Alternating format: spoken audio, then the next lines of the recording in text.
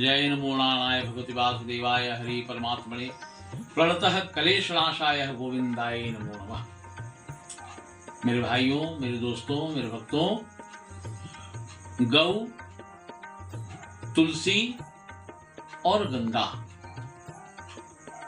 ये तीनों का महत्व मैं आज आपको बता रहा हूं। सबसे पहली बात तो यह है कि गौ को जानवर न समझें, क्योंकि गौ में माता में 33 करोड़ देवता वास करते हैं। और आज मैं जो गौ माता की जो हालत देखता हूं, जहां तहां यत्र कत्र सर्वत्र जगह गंदगी खा लेते हैं, उनका बचाव कोई नहीं करता है। तो गौ में 33 करोड़ देवता वास करते हैं। और गंगा नदी जो है, नदी नहीं, गंगा हमारे पाप को धो डालती है। श्लोक में भी कहा गया है कि यदा मनुष्यां प्रचलन्ति गंगा रुदन्ति पापामनिधन्ति किंचित किंचे अहो कृतघ्ना अखलमूढ़ लोका अस्वयं कृतघ्ना स्वयं नाशयन्ति।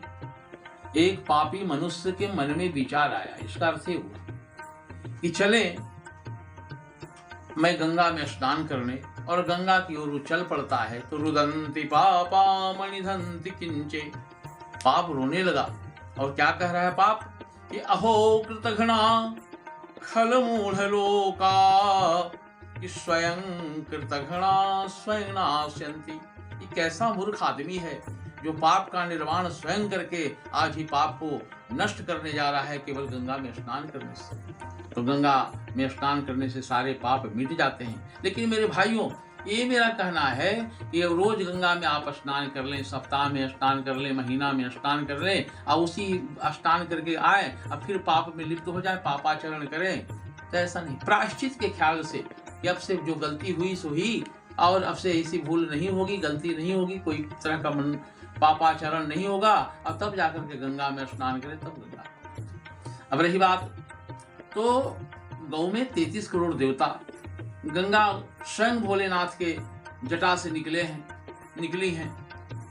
तो कारण ये है कि गंगा का सबसे बड़ा जो जल है, अब आप 10 वर्षों से भी अगर रख देते हैं तो उसमें कीड़ा नहीं लगता है।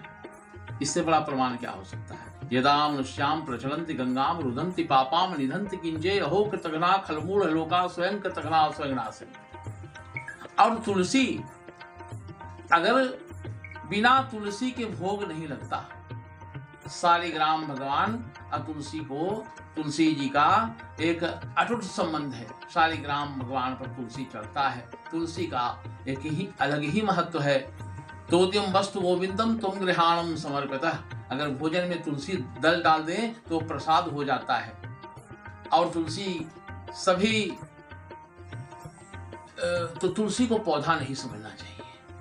तुलसी माता, कार्तिक में तुलसी पूजा होता है। इन तब जितनी बात मैंने बताया सब ईश्वरीय गुण, ऐश्वर्य का अंश है।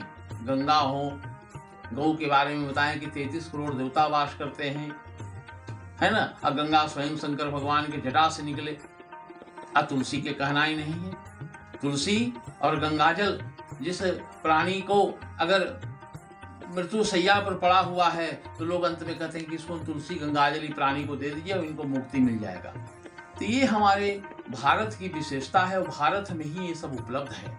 और हरि अनंत हरि कथा अनंता, आप जितने इसमें डूबेंगे उतने ही मोती लेके आएंगे। तो मैं आज आप लोगों को तुलसी, गंगा और गौ, ये तीनों का महत्व को बताया। और इससे मैं यही कहना आप लोगों से चाहूँगा कि जो रोड पर जो गौ माता जो भटक रही हैं इधर उधर, उनको आप बचाएं और ज़्यादा से ज़्यादा गौ का सेवा करें। आप इससे बड़ा पुण्य कुछ नहीं हो सकता है मेरे भाइयों।